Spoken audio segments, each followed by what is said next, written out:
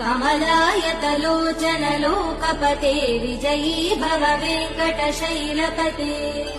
स चतुर्मुख षण्मुख पञ्चमुख प्रमुखाखिल दैवतमौलिमने शरणागत वत्सल सारनिधे परिपालय मां वृषशैलपते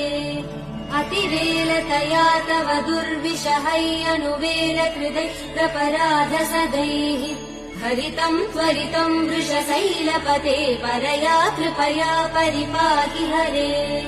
अधिवेङ्कटशैलमुदारमते जनताभिमताधिकदानरतात् परदेवदया गदितान् निगमै कमलादयितान् परं कलये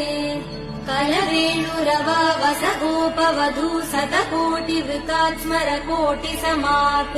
प्रतिवल्लविकाभिमदात् सुखदात् वसुदेव सुधान्न परं कलये।